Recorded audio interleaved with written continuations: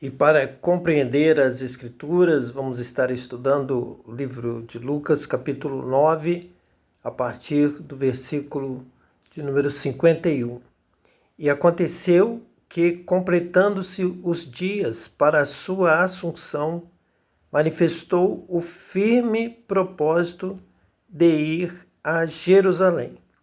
Então, nós temos aqui um momento profético em que Jesus já determinava o seu caminho, a sua missão, em que ele deveria completar os dias aqui na terra, a sua missão de anunciar a vinda do reino de Deus.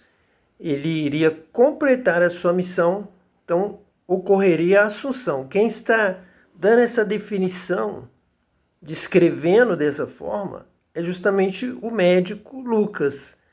Ele está relatando o ministério de Jesus, ele teve contato com discípulos, ele teve contato com os apóstolos, ele foi bem informado a respeito do que Jesus passava para os apóstolos na sua intimidade, como ele descrevia a sequência do seu ministério. Então Lucas entendeu que Jesus tinha um tempo na terra para curar enfermos, expulsar demônios, libertar pessoas possessas por espíritos imundos e para ensinar, para trazer as lições do reino, os princípios da vontade de Deus revelados, para que então, posteriormente, o Espírito Santo pudesse dar continuidade a essa obra, fazendo-os lembrar dessas palavras de Jesus e dando a eles essa direção de acordo com a palavra de Jesus, inspirada pelo Espírito Santo.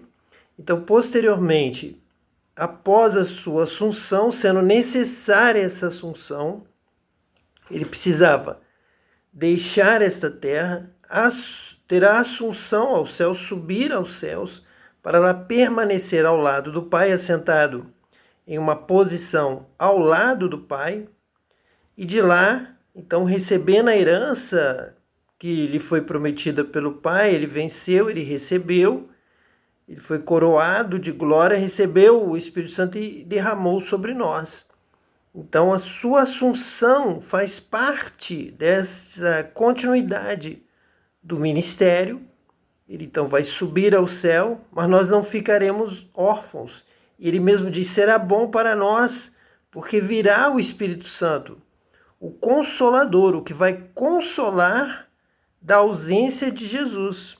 Ele vai estar no lugar de Jesus, vai estar assumindo essa posição de ensinador, de condutor, de guia. Teremos então o ministério do Espírito Santo, consolando pela ausência de Jesus, e Jesus dizendo: será melhor, o Espírito estará com vocês, vai morar dentro de vocês.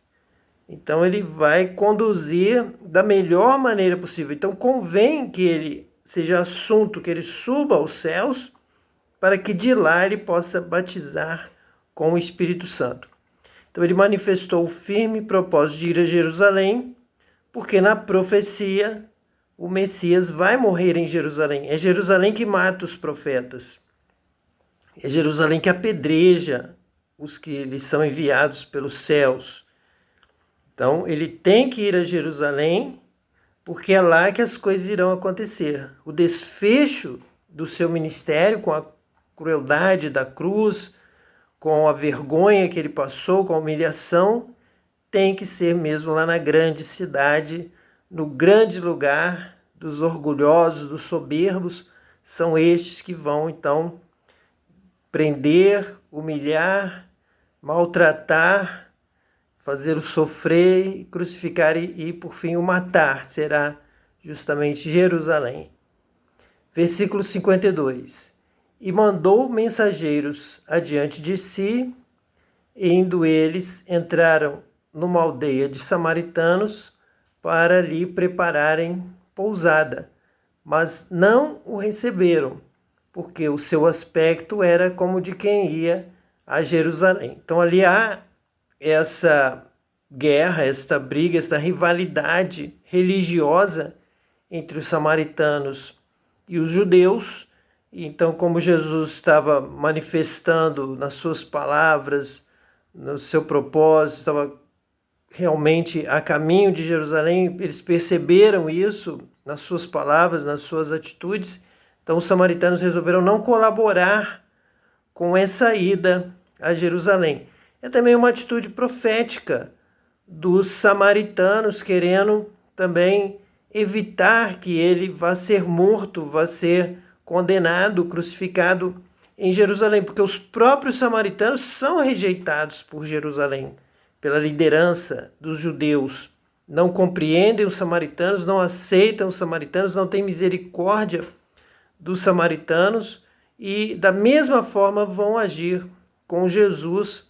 Então, de uma forma tão coerente, os samaritanos não ajudam ninguém a ir sofrer também perseguição e maus tratos em Jerusalém. Versículo 54. E os seus discípulos, Tiago e João, vendo isso, disseram: Senhor, queres que digamos que desça fogo do céu e os consuma, como Elias também fez? Então nós já vemos aqui uma total ignorância espiritual. Eles não têm discernimento da missão do Messias, da diferença com Elias, até o comparam a Elias. Eles talvez ainda estejam em dúvida sobre quem é Jesus, se ele está no espírito de Elias, se é o espírito de Elias que está agindo, e vai então repetir as atitudes de Elias. Tanto é que na sequência o versículo 55 nos diz assim: voltando-se, porém, repreendeu-os e disse: vós não sabeis de que espírito sois. Então, que os espíritos dominam a vida na terra é uma realidade. Que você é guiado por um espírito, nós vemos que Lucas está constantemente demonstrando isso. Os meninos estão endemoniados, os homens estão endemoniados, as mulheres, como Maria Madalena, estão endemoniadas. Então é um mundo possesso por demônios e Jesus vem anunciar o reino de Deus. Agora sim, o Espírito de Deus vai reinar. Os demônios serão expulsos, as pessoas serão libertas de espíritos de mentira, espíritos imundos, espíritos do pecado, espírito da morte, espírito de destruição, espírito de enfermidade. Todos esses serão expulsos e o reino de Deus vai chegar, que é o reino do Espírito de Deus. É o reino do poder do Espírito, é o reino do batismo com o Espírito Santo.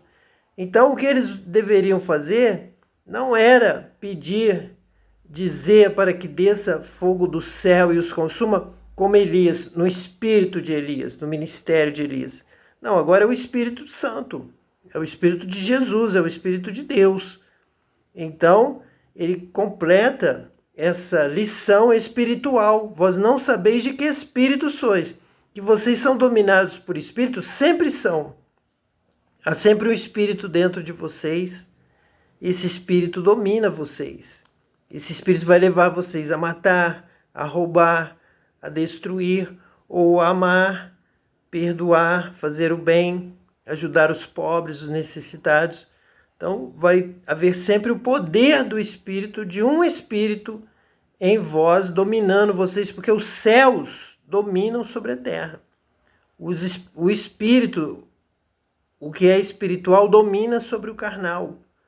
O que vem do alto, que fala de coisas espirituais, o que tem o poder, a unção do Espírito, domina sobre os terrenos de baixo, os carnais são inferiores, então são dominados. A humanidade é dominada por espíritos. Nações, políticas, atitudes são dominadas por inspirações espirituais. Espíritos de demônios, espíritos de guerra, espíritos de escravidão, espíritos de fome, espíritos de lágrimas, espíritos de sofrimento, ou espírito de vida, espírito do céu, espírito de Deus, espírito de alegria, espírito de paz. Então vocês têm que saber de que espírito sois e buscar ser dominado pelo Espírito de Deus, ser batizado pelo Espírito de Deus, ser batizado por Jesus com o Espírito Santo. Versículo 56. Porque o Filho do Homem não veio para destruir as almas dos homens, mas para salvá-las. E foram para outra aldeia. Jesus então já entende a atitude dos samaritanos, perdoa e ora pela salvação, espera, dá um tempo, tem misericórdia daquela aldeia de samaritanos, não vai destruir com fogo, não vai consumir como Elias fez, porque o espírito que está sobre ele é um espírito superior. O espírito que estava em João Batista era o espírito de Elias. Então ele já sabia dessa situação e dizia: ele é maior do que eu, ele é superior a mim, de tal forma que eu não sou digno de desatar as correias da sua sandália. Ele está falando de uma forma espiritual. O espírito, a ação, a unção que eu tenho é inferior. Eu não posso sequer desatar as correias da sua sandália. É como o de Elias diante de Jesus. É o Espírito de Deus, o Espírito do Senhor sobre Jesus. E um espírito de contenda, um espírito de guerra, um espírito para aquele momento que necessitava daquela ação, que havia o Espírito sobre Elias, naquela unção, naquele ministério profético de Elias. Mas agora é o Espírito Salvador, é o Espírito de vida. Então, o Filho do Homem não veio para destruir as almas dos homens, mas para salvá-las. Então, nesse relacionamento da alma com o Espírito, é através do Espírito que o homem se tornou alma vivente, o ser existencial do homem é a alma dos homens, é a alma humana. É essa que precisa ser salva, essa que entra em contato com o Espírito e recebe a vida do Espírito. Então Jesus veio para salvar essas almas, batizando com o Espírito Santo, libertando dos demônios, libertando do mal, do diabo, da mentira, e fazendo com que estes homens sejam templo em que habita Deus, templo do Espírito Santo, e assim sejam salvas. Que Deus te abençoe, que você também seja batizado com o Espírito Santo e receba a graça, a bênção, a unção de Deus, poder de Deus sobre a sua vida, hoje e eternamente, em nome de Jesus, o Messias. Amém.